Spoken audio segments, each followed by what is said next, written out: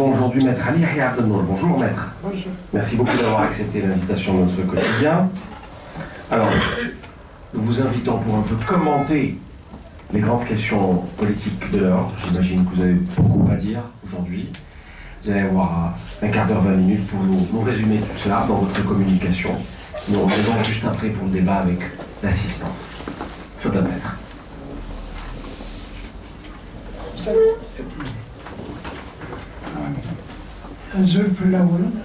Salam alaikum, bonjour. Je vous demande d'abord d'observer une minute de silence et de recueillement pour le 10 décembre 1948, pour tous les militants des droits de l'homme dans le monde et en Algérie qui se sont sacrifiés pour les états de droit et pour que la démocratie règne dans le pays.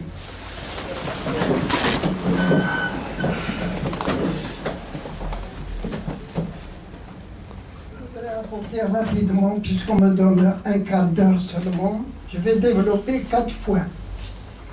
Le premier point, vous savez que l'Algérie vit une crise multidimensionnelle et je crois qu'il faut dire la vérité à visage découvert et dire tout, avec, bien sûr avec la forme, avec le fond, mais il faut dire où en est l'Algérie.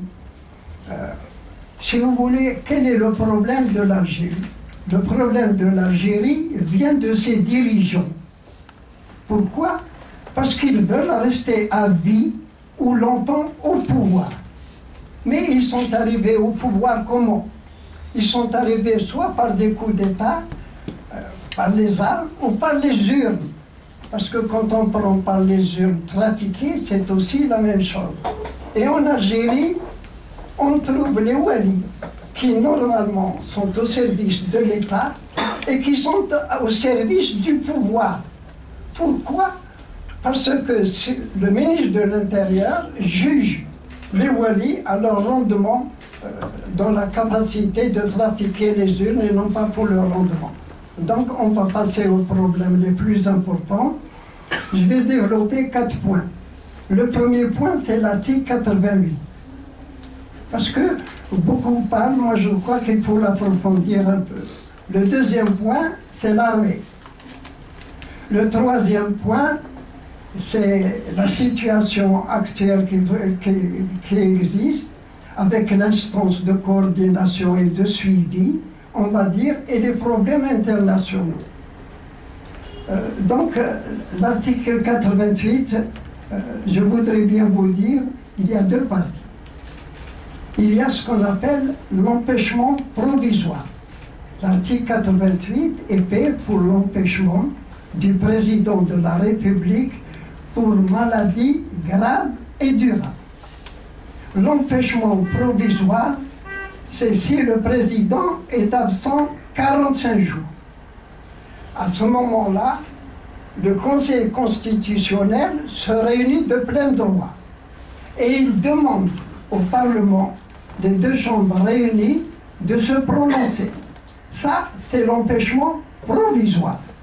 Mais si ça dépasse 45 jours, l'empêchement est définitif. Il est bien ça, dans l'article 88, il est définitif. Et le Parlement, les 2 chambres réunies, ne discute pas, c'est de plein droit, c'est écrit comme ça, c'est de plein droit. Donc si vous prenez l'article 88, je vois ceux qui disent qu'il n'est pas applicable, qu'il n'est pas acceptable, on dit parce que le président désigne 3 membres. Non, il y a un article de la Constitution, on est obligé de le dire, sinon on le change. Donc je répète, après 45 jours, et le président, vous savez qu'il a été au Val-de-Grâce et aux Invalides 80 jours, c'est automatique. On n'a pas à discuter, on a appliqué. Si on ne veut pas l'appliquer, on n'a qu'à le changer. Donc ceux qui disent qu'il n'est pas applicable, ce n'est pas vrai. Pourquoi? Parce que le pouvoir algérien n'a jamais respecté la Constitution. Ce n'est pas la première fois dans les autres problèmes. On n'accepte pas les partis, on n'accepte pas la société civile, on ne fait rien. la Constitution a toujours été violée. Donc le problème ne vient pas de ce que l'article 88 ne peut pas être mis en œuvre, mais ça vient de ce que le viol permanent de la Constitution. On va revenir après sur cette question.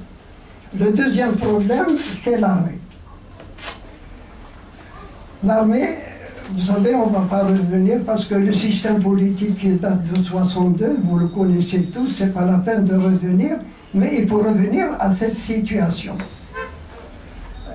Il y a au niveau de l'armée, actuellement, Gaïd Salah, qui est en même temps chef des armées et en même temps vice-ministre de la Défense. Ce sont des choses qui sont contradictoires. Pourquoi? Parce que être le responsable de l'armée, c'est faire la neutralité vis-à-vis des questions politiques. La neutralité vis-à-vis des questions politiques. En tant que vice-ministre et dépendant du ministre de la Défense qui est en même temps président de la République, il est obligé d'agir comme tous les autres ministres. Il fait partie du gouvernement, il fait tout ce que le président de la République. Et se trouve cette situation difficile. Le président de Bouteflika a réussi la mainmise sur l'armée. Jusqu'à 2004, vous savez, c'était Mohamed Lamari, qui était chef d'état-major, et vous savez ce qu'il a déclaré à El Djish. Il a dit le pluralisme, et qu'on n'utilise pas la Constitution à la changer pour son pouvoir personnel. Et il a dit que si on ne respecte pas, et il a dit lui-même, même si c'est un islamiste qui arrive au pouvoir, on l'acceptera, c'est-à-dire la neutralité de l'armée. Et vous avez Gaïd Salah, à la même revue El Djish, qui dit le contraire. Est-ce qu'il y a deux chefs d'état-major, mais il y a toujours une armée. Et une armée, elle doit respecter les choses quand elles vont.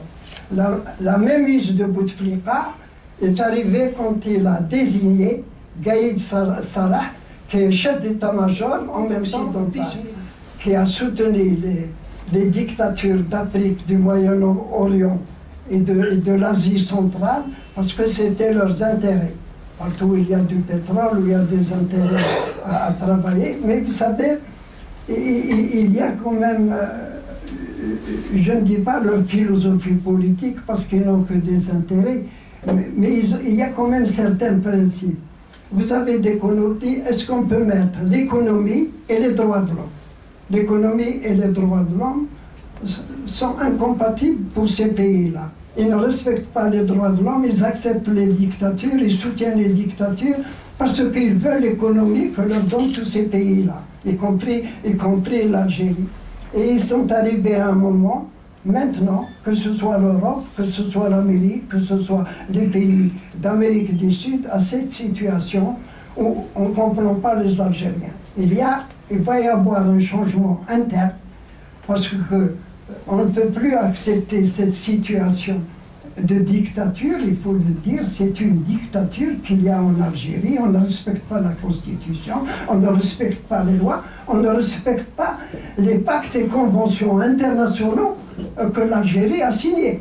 Que ce soit sur le problème, par exemple, des partis politiques, que ce soit de la femme, de l'enfant, de tout le monde, on les signe, mais on ne tient pas compte, on ne remarque pas. On est dans une situation qui a changé, et je pense qu'il y a un changement. Et je pense que la presse doit expliquer cette situation au peuple algérien pour que ça se passe sans violence. La situation du pays est tellement grave que si on ne trouve pas une solution actuellement, pourquoi? Parce qu'il y a une convergence à l'intérieur du pays. Vous convenez, ce n'est plus la situation qu'on a trouvée avec le 4e mandat du président de la République. On pouvait accepter tout, imposer tout, ce qu'il y a. C'est que je crois qu'il ne faut plus dire l'Algérie est un système autoritaire et même totalitaire. C'est une dictature. C'est une dictature qui dépasse même celle de la Corée du Nord. C'est une dictature qui se rapproche de celle des pharaons. Il faut le dire. Pourquoi? Parce qu'on ne peut rien faire. Un parti politique, il demande « oh non ». Alors que dans la loi sur les partis politiques, elle existe. La loi sur les associations, 46 membres du Conseil des droits de l'homme de l'ONU sont déclarés contre la loi. Mais on applique. Où voulez-vous qu'on aille? Donc il faut dire la vérité. Ce n'est pas pour attaquer les personnes. Nous vivons dans une dictature qui n'existe jamais dans le monde. On ne respecte pas la Constitution.